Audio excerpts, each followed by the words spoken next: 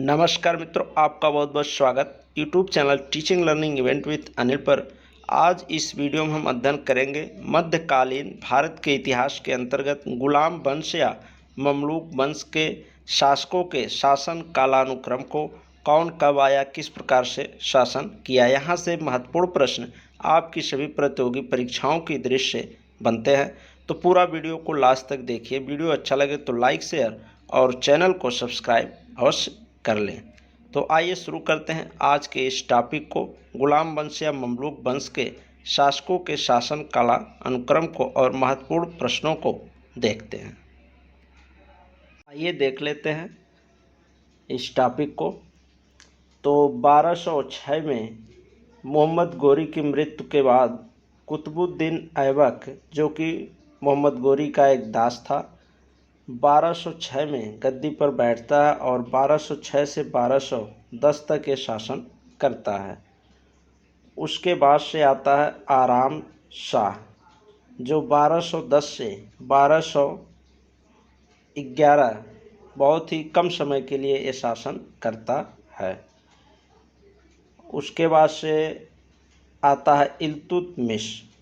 इल्तुतमिश 1211 से 1236 तक शासन करता है और इल्तुतमिश को ही गुलाम वंश का या दिल्ली सल्तनत का वास्तविक संस्थापक कहा जाता है। ये ध्यान दीजिएगा, दिल्ली सल्तनत का वास्तविक संस्थापक पूछा जाए तो इल्तुतमिश है। और वैसे अगर केवल संस्थापक की बात की जाए कि दिल्ली सल्तनत का संस्थापक कौन है, तो कुतुबुद्दीन ऐबक सही होगा। और वास्तविक शब्द अगर जुड़ जाता है वास्तविक संस्थापक दिल्ली सल्तनत का, तो इल्तुतमिश हो जाएगा आंसर। उसके बाद से आगे रुकनुद्दीन फिरोज शाह गद्दी पर बैठता है 1236 में, और यह एक अयोग्य शासक साबित हो जाता है।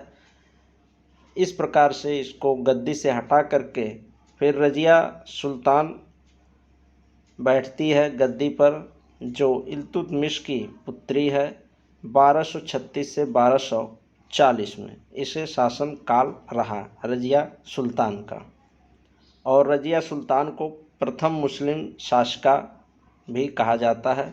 ठीक, तो ये ध्यान दीजिएगा। उसके बाद से आता है बहराम शाह। बहराम शाह शासन काल इसका है 1240 से 1242। उसके बाद से अलाउद्दीन मसूद शाह 1242 से 1246 तक ये शासन करता है। उसके बाद से है नासिरुद्दीन मुहम्मद शाह। नासिरुद्दीन मुहम्मद शाह 1246 से 1265 तक। फिर आता है गयासुद्दीन बलबन 1265 से 1287 तक रहता है। उसके बाद से कैकुवाद आता है 1287 से 1290 तक। 1287 से 1290 कैकुवाद, 1290 लास्ट में आता है क्यूमर्स 1290 में। तो इस प्रकार से जो गुलाम वंश का अंतिम शासक रहा वो क्यूमर्स रहा। कहीं कहीं कैकुवाद भी दिया गया, लेकिन पूरी तरह से क्यूमर्स ही सही है। तो ये शासन कालानुक्रम रहा दिल्ली सल्तनत के अंतर्गत गुलाम वंश के शासकों का। कौन कब आया, कैसे कब तक शासन किया। अब अगले वीडियो में हम यहाँ से बहुत से प्रश्न बनते हैं। कुतुबुद्दीन ऐबक, इल्तुतमिश, रजिया सुल्तान, इन सभी को बारी बारी एक एक को विस्तृत रूप में पार्ट वाइज शैक्षिक वीडियो में प्रदान करूँगा, आपको बताऊँगा। तो उसको प्राप्त करने के लिए आप चैनल को सब्सक्राइब अवश्य कर लें। अगले टॉपिक में हम लोग पढ़ेंगे कुतुबुद्दीन ऐबक के पूरा विस्तृत क्या क्वेश्चन यहाँ से इससे रिलेटेड बनते हैं उसको जानेंगे।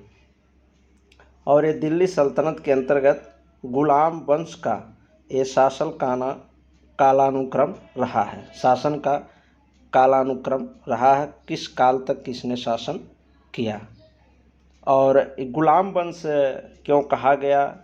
और उसी को गुलाम वंश को एक नाम से और जाना जाता है ममलूक वंश से, तो ये भी आप ध्यान दीजिएगा। तो गुलाम वंश इसलिए कहा गया क्योंकि इस दिल्ली सल्तनत के जो अधिकतर जो शासक रहे वो गुलाम थे।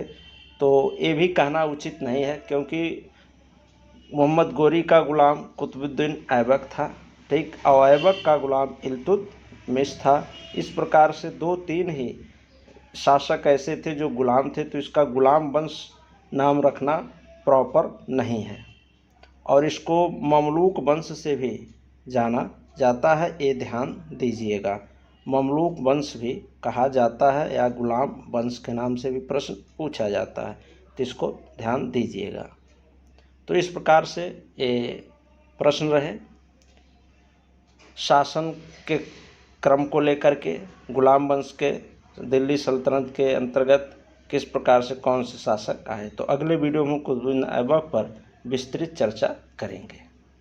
ठीक मित्रों, धन्यवाद। वीडियो अच्छा लगा तो लाइक, शेयर और चैनल को सब्सक्राइब अवश्य कर लें।